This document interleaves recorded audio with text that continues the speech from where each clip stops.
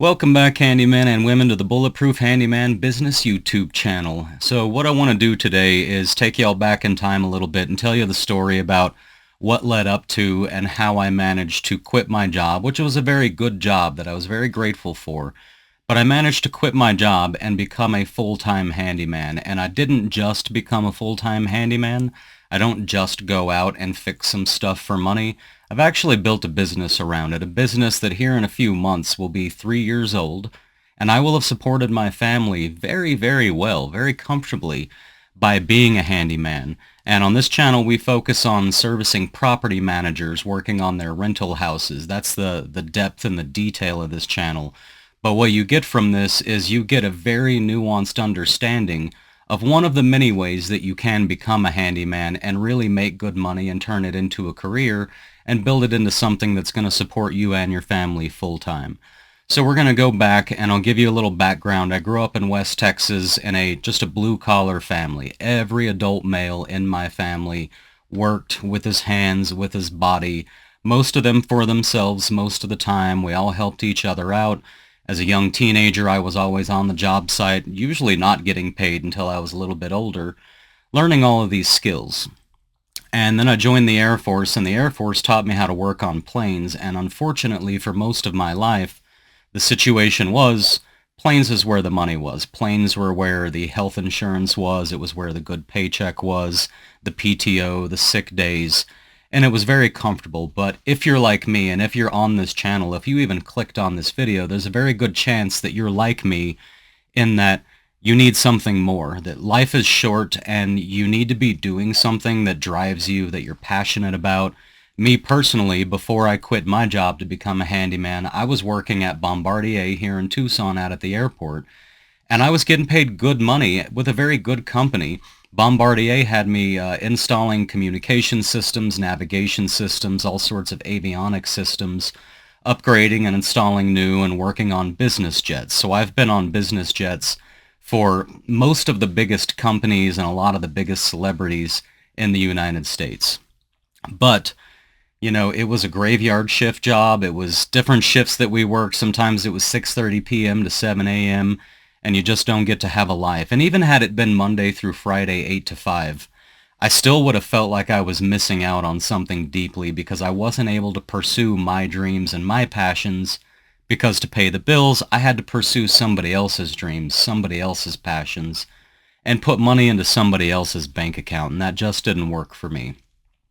So I've been a handyman a few times in my life, on and off between different jobs. I went through these phases where I would get sick of these highly technical jobs, and I would decide that I want to work with my hands, and I would go do that, but I would end up needing to work twice as many hours to make the same amount of money, and I was still not super, I guess, taking it seriously. I didn't know enough about the system, and typically these times were when I was single, when I didn't have much going on in my life, and I just kind of put some ads out, did some work for some people.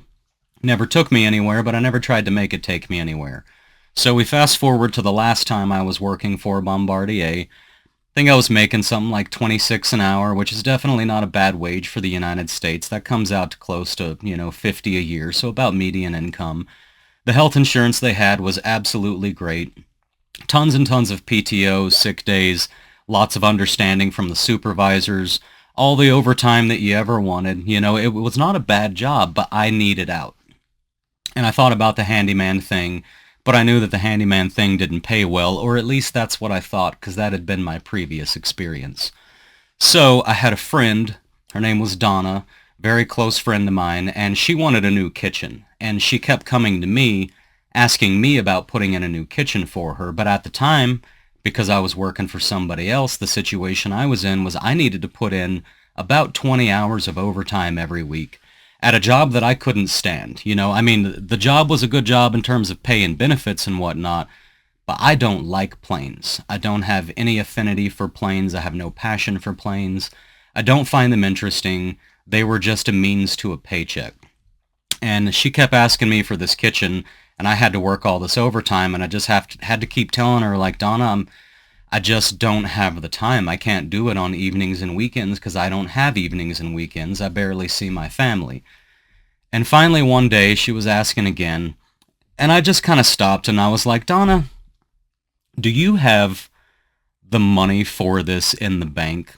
Like, do you actually, are you truly, seriously, do you have the money and you're ready to pull the trigger and you really do want me to build this kitchen? Such that if I turned in my 2-week notice, after my last day of work, I can show up at your house and start tearing out your old kitchen and putting in a new kitchen and the money's there to pay me? And she said, yeah. So I talked it over with my wife. I thought about it real long and hard, because leaving a secure job that you have to go and jump into an industry that's not exactly famous for paying well, in order to do that, that's a very big risk. So I talked it over, I thought it through, and finally I said, okay, Donna, if you've got the money and you're ready, I'm going to turn in my 2-week notice, and I'm going to have about 2 weeks to work on your house. And once that's done, I'm a handyman, so I'll have 2 weeks was the plan. I'd have 2 weeks to drum up more work to get me continued going after I finished her kitchen. And I did. I worked on her kitchen. While I was working on her kitchen, I put out a bunch of ads, just Craigslist and Facebook and whatnot. I tried to get my name out there. I had some phone calls in between working on her kitchen. I went and looked at some jobs. I submitted some estimates. And things were going relatively well. One thing I did have going on, though, that was negative, which is one of the things that led to me running my business the way I run it today, which I'll tell you about shortly, was my mindset was that I wanted to be a badass handyman. I wanted to be the kind of handyman that the rich people up in the foothills were hiring, making $800 to $1,000 a day, doing special, nuanced, complex projects, the types of projects that you take before and after pictures of and put them in a portfolio to show your other high-end clients. And what I found happening quite frequently was very rich people were contacting me. And I was giving them estimates. In fact, I was giving them really great estimates. I was going to hardwood suppliers and looking at like zebra wood from Africa to build their mudroom bench out of. I was really jumping through hoops trying to show them that they're going to get a top quality product from me. And my prices were very high. I was trying to pull $800 to $1,000 a day. So I was giving my estimates based on how much labor I thought I would have to put in, and then figuring up $800 to $1,000 a day for that. And they didn't blink at it. They were used to those numbers. They pay people that kind of money. But they kept coming back to me and wanting me to drop the price a little bit because they always had some other guy that gave them an estimate that was like half my estimate. And I knew, just because of my background and my experience, anybody giving them an estimate that was half of mine most likely didn't have the experience to actually carry through on that project and give them the quality they were looking for. So I would not drop my price, and I would lose that client. And then inevitably, of course, later on, they always come back and say, hey, that guy messed things up. He didn't do a good job. Can I get you to come back and do the rest of the work and fix his work for the price that you originally quoted? But unfortunately, when they came back, I was already doing too well in another sector of the handyman industry, which is, again, where this is leading to. So in this time, this interim after those 2 weeks, and for, say, a month after that, so when I'm between 2 weeks in and a month in, I'm going around, I'm doing a lot of work, and I'm getting homeowners that I don't like. Like, somebody would call me and say, hey, I need an outlet looked at, it's not working. And I'd tell them, yeah, I can come over there, $50 minimum, maybe more than 50, but I'll show up for the 50, and if it's a quick fix, we'll just go with $50, because I didn't know what I was doing, and I didn't know what I should be charging, because I was experienced with the work, but I wasn't experienced with the industry. And even the $50 they would complain about, because I would figure the outlet out in about 5 minutes and get a wire hooked back up, and then want my $50, and then they would want to either pay me less, because I wasn't there long, or they would want me to do extra work for that $50. So in this interim time, when all these homeowners are annoying me, and I'm driving all over town trying to drum up work, and it was exciting, I wasn't unhappy, but during that interim time, I had a property manager call me, and she didn't identify herself as a property manager right away. She just said, hey, I've got this house that has a door, and the door hinge, an interior door, one of the screws just keeps spinning and spinning, or actually one of the hinges. All 3 screws on this one hinge just keep spinning. You can't tighten them down because they just spin inside the hole. Well, I knew what kind of job that was. I knew that all I was going to be doing was just putting, you can use a piece of a paint stir stick, you can use a golf tee, you can use a wooden bamboo skewer, you can use a lot of things. But essentially you take the screws out, you stick a piece of wood in that hole, and then you put the screw back into that new piece of wood, and it expands the wood out and holds everything firm. But at the time that she called, I was actually doing fairly well in terms of I had a lot of leads. I had a lot of people that wanted to hire me, although I did have to always bargain on the prices because everybody wanted a cheap handyman. So I told her, because I was doing okay and I didn't really need the job, I said, hey, I can do that. I've got an $80 minimum though, so it's going to cost at least $80. And I knew this was a 5-minute job, but I didn't need the job. And I really expected her to say no. In fact, I was kind of hoping for her to say no because I was pretty busy. So I said, yeah, I got an $80 minimum, but I can do that if you want. And she said, oh, okay, great. That sounds great. And my brain just sort of fried because I just told somebody that this very easy 5-minute job was going to cost them $80, and they didn't blink, and they didn't complain. In fact, they sounded excited. She sounded excited that I was going to do a 5-minute job for $80. And then she said, well, is it okay that I'm a property manager? And I was like, I don't really care who you are. I mean, as long as I get paid to do the work, I don't really care that you're a property manager. Why would I care? And she said, well, the thing with property management is you have to buy the materials yourself, and then you don't get paid for 2 to 3, maybe even 4 weeks. So you have to purchase those materials and you have to wait for a while to get paid. And I only thought about it for maybe 2 seconds, and I was just like, this is $80, and it's 5 minutes of my time. It's twice what I could make doing this for most homeowners, so I'm going to say yes, And I went by and I did the job, and it just worked out so nice, and I thought, dude, this is great. So, I called her and let her know the job was done and said, hey, by the way, I don't have a lot of money to put into materials. But to the extent that I do, if you have any other work you'd like me to do, I can do some more work for you with that $80 minimum.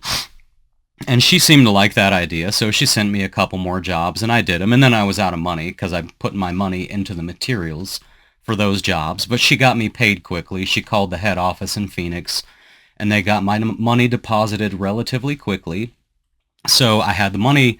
I had made more money doing that than on other jobs. So the money that came in for that time was more, and I took that more, and I said, give me some more work, and I took that more money and rolled it back into more materials for more jobs. And she got me paid quickly again because she needed a good handyman, and I was a good handyman. And before I knew it, I was like, I enjoy property management. And I started thinking more and more, and I'm just going, my goodness. If I can charge twice as much to work for a property manager, and I have to wait a while for the money, the downside is waiting a while for the money, because if I have to wait 2 or 3 weeks, if I did this full time, I would need 2 or 3 weeks worth of materials money to invest into these jobs, and I don't have that. But I thought, well, if I do as much as I can for her and leave just enough in the bank to cover my bills and whatever else I need, then once that money comes through, I now have more money than I would have had doing the same work for lower paying clients. And when that money comes in, I'll roll that, I'll double it up, and I'll double that up, and I'll double that up. And I sat my wife down and said, hey, okay, so here's the deal. I think this is the way to go. I think that even though we're going to be broke for a while I continue recycling this money back into materials over and over, the end result should be that I can make twice the money doing this than I can make with regular homeowners. Because one of the other things I had noticed too is you need less time per job, because the property manager doesn't want to talk to you very much because she just wants to give you a job so you can do it, and she has other things she needs to do. And for the tenants at these rental houses, it's not their house. And because it's not their house, they're not emotionally invested into picking out the faucet for the kitchen. They just want a faucet that works. The owner of the house most of the time lives in another state. In fact, that's why their houses are getting rented. Most of these homeowners are not investors. They're not people who are looking for 5 investment properties to get rich. Many of them are. but quite a large chunk of them are just regular Joes like you and me who owned a house and then needed to move to another state and decided instead of selling the house, let's turn the house over to a property management company, rent it out, and the rent that comes in will cover the mortgage, and in 20 or 30 years, this house will be paid off and we won't have paid the mortgage and will build value in our lives. So the homeowners, they're also not emotionally invested in picking out the faucet that you put in their house. They just want you to get a good faucet and install it correctly and have it not leak so that they can continue renting to the tenants. So I explained all this to my wife, and she trusts me quite a bit. My wife is she's an amazing wife. She allows me to take the lead in terms of financially supporting and protecting the family, and she takes the lead in terms of keeping the household together and keeping our diet good and clean and just all of the myriad things that a good housewife does. And so she trusted me, and I said, okay, we're going to go through a big bottleneck because what's going to happen is every penny we have has to go into materials. It means we can't spend any money. I'm going to be paying the mortgage late. We're going to take every penny we can afford because the sooner I get that money in, the sooner I double it when it comes out. And the sooner I get that back in, the sooner I double it. And there's sort of a level that we're trying to get to that once we get to that level, then we can start drawing from that money for ourselves again. So I told her there was going to be a bottleneck, and I'll tell you what, there was absolutely a bottleneck. There was a big one. So I worked for this property manager for a little while, and as I'm working for this property manager, I think, man, she didn't have a problem with an $80 trip fee. She literally didn't even blink. She was excited to have it. I wonder if I could get a $100 trip fee. So what I did was I got on Google and I just Googled property management companies in Tucson, Arizona. It came up with a list, I don't know how many long. I know I made a spreadsheet and put 67 of them in there. And the spreadsheet was designed so that as I contacted these people, I could check off, did I text them, did I email them? I could put the contact name and number so I could remember who it was, what date it was. If they replied, I could check a box to say they replied. That way I wasn't calling the same places over and over again, and that way I didn't miss any places. So what I did was I emailed 10 property management companies here in Tucson with like an introduction letter. Said, hey, my name is Ray Duke. I'm a handyman. Here's the services I offer. I'm looking forward to working with you if you could utilize my services. And out of those 10 emails I sent out, by the way, the email said my trip fee is $100. So I got 2 replies. One of those replies was she was excited and she said, yeah, we could use a handyman. Let me email you some information here later on today and you can fill out a vendor packet. And the other one called me and she wanted to give me work right away. And she did. So they didn't blink at that $100 trip fee. They were aware that my minimum was $100, even if it was a 5-minute job, and they did not care.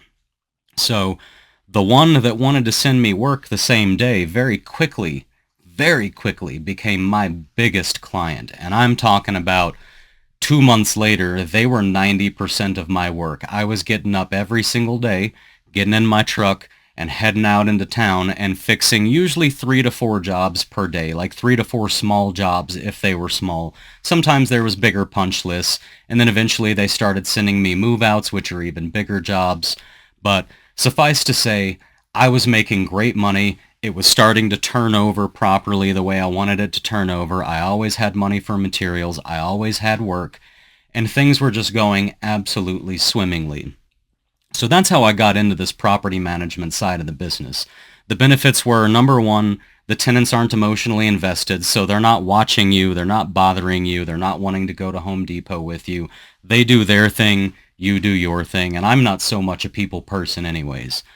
And the homeowners are not emotionally invested as long as you're doing a good job on their house. They don't want to waste your time, and the property managers don't want to waste your time. So now, not only am I charging more money than I would typically be able to charge your average income homeowner, and I'm not having to deal with the rich clients, which yes, sometimes end up paying very well. And I do believe if you want to go that route, if you can put the years in to slowly develop a very loyal clientele, I think you can make it very well there also. But I enjoyed this property management side because nobody wanted to waste any of my time. Only thing people wanted to do, these property managers, all they wanted to do was send me work and then receive an invoice. So I got very efficient, and I got into this very nice habit of every day I was receiving, say, 2 to 5 jobs, probably average 3 a day, new jobs, some of them being big multi-day jobs and some of them being smaller jobs. But I was receiving these jobs every single day. And every day when I got home, I was invoicing 3 or 4 jobs, and then I was importing 3 or 4 new jobs into my software. I was calling tenants, I was scheduling. My calendar went from a few days worth of work to where the new jobs I received, I was getting booked 3 weeks out, because I would have 2.5 weeks already filled up, and I would have to be getting close to 3 weeks out that I'm actually booking my services with people. So I always had work, and it just was rolling along and rolling along. It was absolutely amazing. And the reason I'm making this video is because what I decided to do at some point finally after I got into this, and there are all kinds of stories I could tell you about this big property management company, but we'll leave that for the proper episode to discuss different types of companies, different types of relationships you have with them, how to talk to them, etc., etc. But the short version of the story is I found a very thin little niche, and there are a million of these niches, but I found mine, and I figured out how to make it pay me very well. I'm currently, right now, any given month, if you extrapolate any month out over a year, multiply it by 12, where I'm at is I'm always invoicing for my labor something far above $100,000 a year. I am 6 figures. Now, out of that, you're paying for your business insurance, you're paying for your car insurance, you're paying for gasoline to drive your vehicle all over town. There are overhead expenses that, of course, do have to come out of that. The very software that I use to run this company, I have to pay for, and that comes out of that. But I guess what I'm trying to get to you is this is a real career. This is a real business. This is not putting ads on Facebook and Craigslist and running all over town kind of begging for work and bargaining your prices. The position I'm in now is the property managers that I do have, as they send me work, I import the work, I put it into my software, I contact the tenants and I get them scheduled, I show up on time like a professional, clean, and I do my job, and I try to do 3 to 5 of these a day, or if they're move-outs, those might be whole day or even more than one day. But every day I have work, every day I go out and I do work, and I'm charging somewhere in the vicinity of, let's say, $100 an hour, sometimes more, if it's electrical and plumbing and more complex jobs that I know are being sent to me because they don't have anybody else that they can afford to do it. And many of them are just very, very easy jobs, like just fixing a leaky sink. But this is now a business. And what this channel's for, the purpose of this channel, the reason that I started this channel, and the reason that I made my very first video, which is kind of similar to this one, where I just tell the story of how I got started.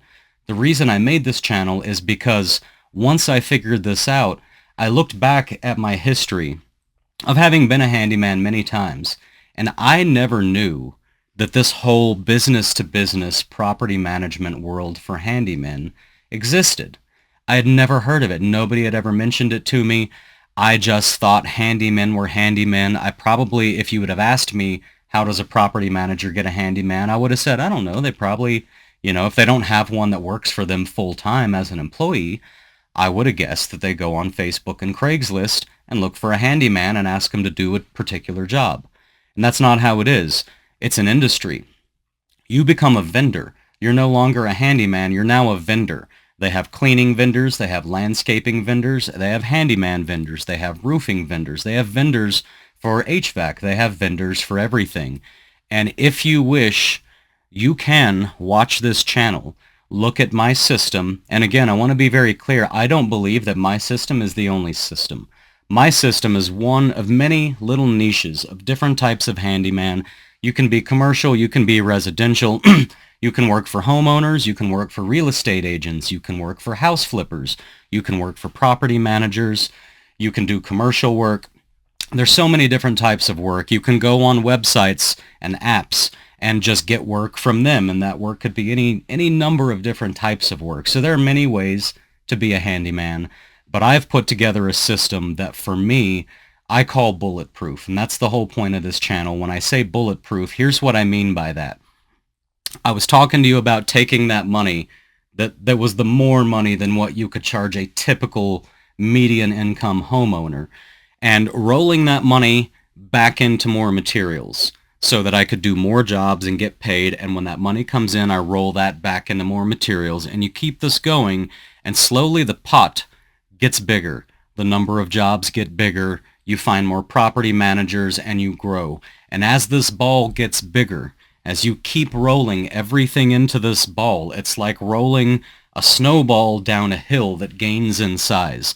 And what makes you bulletproof is, let's take, for example, one that applies to this business very specifically is, let's say you lose a property manager. Now, this could be because somebody cheaper than you comes along and they just want to save some money, so they're using the cheaper guy. In that scenario, they always come back. But what do you do for those 3 months while that property manager is gone? Well, one answer is your ball is so big and you have more than one property manager, and you've built up your account such that when a chunk of this ball breaks off, it still keeps rolling. That bullet did not manage to destroy that ball. So it was able to absorb that loss and keep rolling. And maybe it's a little smaller, but you go grab another property manager and stick them into that hole where that void now is, and the ball can get bigger again and it can keep rolling. And then let's say the economy tanks. Now, if you're working for property managers, you're somewhat bulletproof against that. In fact, I'm going to tell you right now, during COVID, all of the handymen were doing great because people were home. There were stimulus checks going out, but people were home more. And because that's where they spent more time, they wanted that place to be a little bit more functional. So we all did well. Let's also take, let's say, a housing crash. Let's say the prices of all the homes just plummet. When the housing market moves, homes get bought and sold.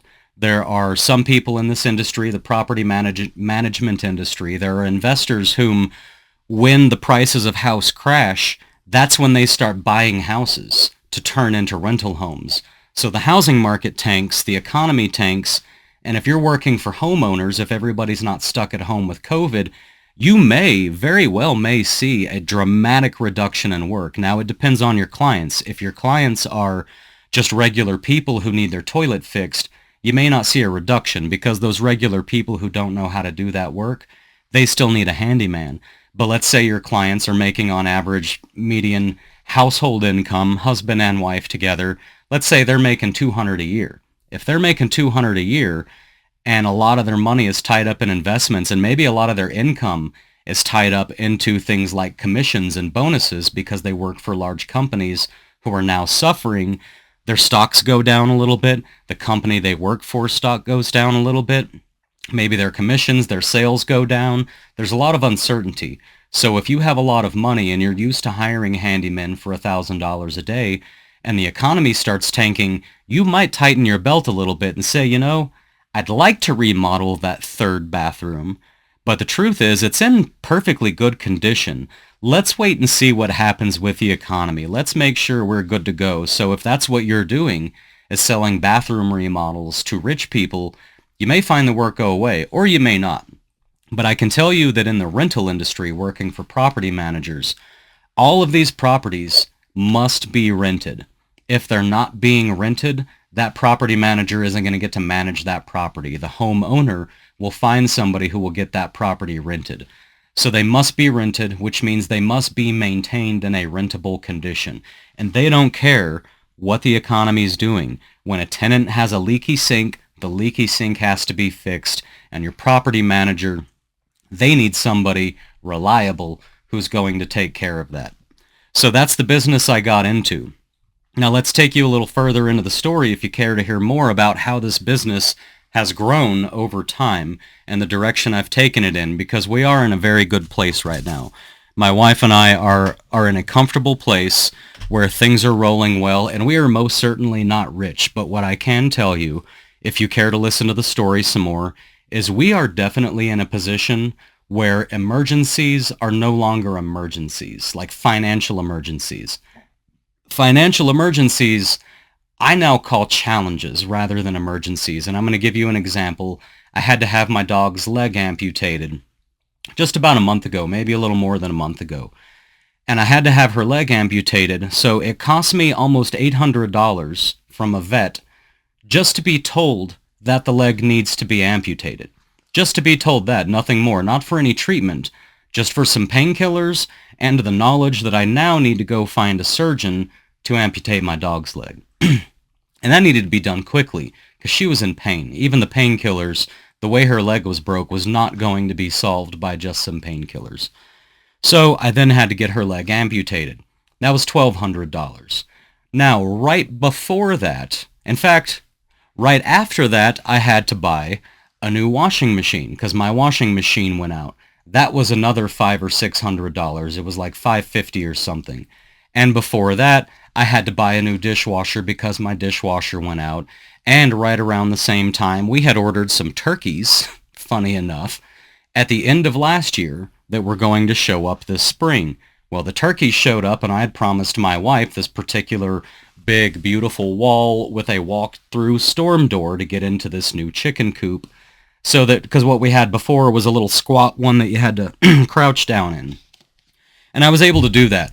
All of these financial, what otherwise would have been financial emergencies. Oh, and by the way, I had to replace the radiator on her car, and I had to replace the water pump. I mean, things just keep happening. And I'm in a position, because of the way that I run this handyman business, I'm now in a position where when these things pop up, do they hurt? Yes. But that's the point of Bulletproof. If you're wearing a bulletproof vest, it's not that you're indestructible. If a tank fires a round into your chest, you're dead, of course. If somebody shoots you with a 50 cal in your standard bulletproof vest, you're dead. However, all of these little things that come and knock you and hit you and try to push you to the side and try to push you down and try to trip you up in life, just simply life happening. When you're in this industry and you're treating it like a professional business, if you're running it the way that I'm running it, you find yourself in a position where even though all of those things hurt, even though they are injuries and they do harm you, you can absorb them and you can keep rolling. And as you keep rolling, after you absorb them, you can take the necessary steps to put everything back together and get that ball rolling really nice again. And it provides your family, which your family deserves, a level of security. That is your job. 90% of this channel, more than 90% actually, are male between the ages of 25, well, between the ages of, let's say, 20 and 55. But almost everyone on this channel is a man who is of working age. That typically means you're also of a marriage and family raising and children having age. Whether you have a family now or whether you have them later, you do need to be able to protect them and provide for them and support them. So with that being, in my opinion, my job in this world, I'm doing what I need to do to make sure my family's taken care of. So I'm going to tell you a little more of the story now, and you can hear more about how this process went and a few of the lessons I learned. So this one company that was very big that I said became 90% of my work, they were extremely happy with me. And there came a day, I mean, I was kicking ass. They had not had a handyman knocking out the work at the rate I was knocking out the work. And during this time, my prices were getting higher and higher. I did eventually send out 10 more emails to 10 more property management companies with a $125 trip fee. And I ended up getting on with one of them. Even though they were small and they didn't have as much work, I found that you could get away with a $125 trip fee.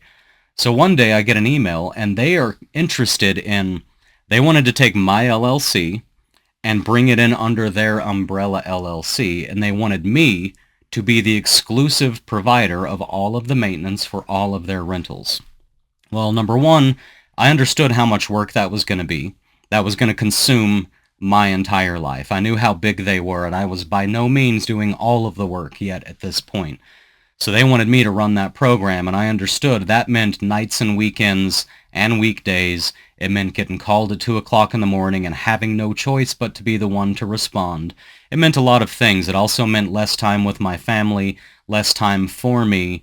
And on top of that, I knew that an equivalent amount of work and effort, if I were putting that into my handyman business on a daily basis, I'd be making over $200 a year for what it would have taken to do that job. So I emailed them back and I told them, hey, we can talk, but I do want you to know that I know where I'm taking my business, and I know financially where I'm going to get to in about a year or so. And if you want me to do this, I'm semi-interested and we can talk, but I'm going to have to be getting paid. Before we start wasting a bunch of time trying to work out details, I'm going to need to be getting paid what I would otherwise be making if I succeed at what I'm doing right now.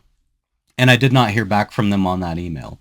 About a week later, they were purchasing another smaller property management company, and they needed a particular job, a move-out, to close before that sale could complete. So they told the owner of that other company that they were purchasing to call me to get that move-out done, because if anything went wrong, because I'm their handyman already, they knew that on a personal level, they could count on me to still close out the job with the estimate being honored and everything. So that guy called me.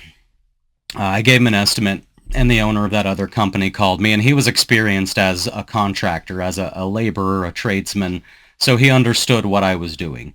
And he called me and he said, "Hey, I just want to go over this estimate you sent me here." And he starts going over the estimate line by line, telling me how much time he thinks each particular line item should take and what the materials should cost. And then he came up with a number at the end that said something to the effect of about 6 hours and X number of dollars worth of materials. And I said, "Yeah, that sounds about right." And he said, "Well, it sounds to me like you're trying to make about $100 an hour." And I said, "Yeah, that's about right. I'm trying to make about $100 an hour. I typically don't leave the house unless it's to make about $100 an hour for at least 4 to 6 hours. And he didn't like that. He said, "Well, I've got guys that do move-outs for me that charge like $80 and then $35 to $45 an hour. And I said, "Well, I'm not going to be offended if you want to use them. I'm not sure why they sent you to me in the first place, but these are my rates. And I'm not going to be able to lower them for you because I have other work that already pays my rates lined up and ready to go. So I wouldn't forego that high-paying work to do lower-paying work for you." Well, I assume he must have called the bigger company that I was working for and told them about it, because from that moment forward, I never heard from that company again. Never heard from, well, I shouldn't say never. The story does continue where one day I do hear from them again, but they ghosted me that day, and they were 90% of my business. So I figured out very quickly, holy shit, I need new property managers, and I need them now. So I luckily did what I had done before, and I sent out those emails to a bunch of property management companies, and luckily my favorite client of today, they're not my biggest client. I have one client that technically sends me more work that I make more money from because it's more work. But my absolute favorite client, the client that if I can someday, because of this YouTube channel, if I'm able to someday, I would absolutely love to get rid of all my other property managers and focus only on this one. This man sends me every job he has. He does know of 1 or 2 skills that I'm going to just tell him to send to somebody else, so he may not always send those, but he'll even try to send to those most of the time. And then he just relies on me to take care of things and to let him know if he needs to send 1 or 2 particular jobs to some other vendor. I love them to death. But the mistake I made, and this goes towards how you run this business generally speaking, is you need to be a business. If you're a person who's working for one particular company and all of your work comes from them, now you're not a business. Now you're tied to them. You're almost like a subsidiary of them. So I found these new managers, and my prices continued to go up, and I've been feeling this industry out now for almost 3 years. I've experimented with my pricing, I've experimented with my vocabulary, with how much I do or don't communicate, to what depth and extent I do inspections on houses that have already been inspected to find more jobs. I've narrowed down the tools that you need. I have a very complete list and a very complete understanding of typically every single job that you'll ever receive from a property manager on a rental property. And I have just narrowed down and niched in to this little place that I'm at. And I've made this channel here for you guys so that I can share this with you, because had I known a decade ago, had I known that this world had existed, I would have jumped into this 10 years sooner. And who knows where I'd be today. Maybe I wouldn't be, because today I'm in a position where I'm starting to get some time with my family, thank God. but I'm still in a position where I don't get enough time with my family, and we definitely can't plan trips out of town and vacations and things like that, because I'm still building this business to a level that I need it to reach before I'll be able not to step away completely by any means, but even just to get it to a point where I could step away for 4 days, where I could fly my wife to Las Vegas so that we can go see some Cirque du Soleil shows or something like that. Cirque du Soleil shows. Or to take her to Costa Rica, which there was a time in my life I got to go to Costa Rica many, many times, like very often. I'm not there yet, and I want to be there again, but I'm getting there, and the reason I'm getting there is because I have paid very close attention to how this little segment of this industry works. So what I want to encourage you guys to do is, if you are in a position like I was, where you hate your job, you're not fulfilled, and I think there's just people with different brains. There are many people who love the security and the comfort of just having a full-time job that pays them well, that treats them well. That is an amazing thing to have, and that's something to be grateful for. But there are people like me who just die inside when we're not pursuing whatever it is that our passions and our goals and our interests are in. Some of us just need pursuit. We need challenges. We need success. We even need failure. So if you're in that position, what I'm going to encourage you to do is not to go turn in your 2-week notice tomorrow, but I would like you to go to this channel and go back and just start watching these videos. Listen to what it is that I do, listen to how it is that I do it, and listen to the lessons that I've learned, and either consider building a business the way that I've built this one, because this is a model that can be duplicated. I have dozens of men now who are letting me know all the time that they've taken the steps that I took, that I told them to take. They've taken those steps, and they are succeeding. And they're not at this exponential, we're not here trying to be millionaires, and we're not here trying to be hustlers. They have built a stable business to support their families. So I want to encourage you to just check this out, and maybe along the way, you start thinking of other ideas, and you've got your own passions and your own niches that you think you might be able to get into that are different from mine, and that's great. But I just want you to know that this is how I did it. And this is what I've learned along the way. And I do believe that you, as a young man, can do exactly what I can do. Or as an older man, I have some of the people that have taken these leaps with me while watching my channel. They're 55 to 60 years old. Some of them are already retired, and they just want to continue to stay busy, or they want to supplement their income. But suffice to say, there are dozens of people who have done this and succeeded at this by watching my channel and taking a lot of my advice, as well as other YouTubers' advices from other channels. But I just want you guys to know that if you're a grown man, you can do this. You can do the research. You can take the steps. There's always just a next step. So start at the first step and just figure out what you need to do. And don't pull the trigger until you're confident on pulling the trigger. But this is something you can do. This is something I've done. And I hope you do enjoy this channel if you choose to watch all the way through. I hope you enjoy this channel. I hope you gain a lot of insights from it. And I hope that you can find a way to provide your family with what you feel they deserve, just like I've been able to do with mine. So as always, I love you guys. I hope you're out there killing it. And I will see you again very soon.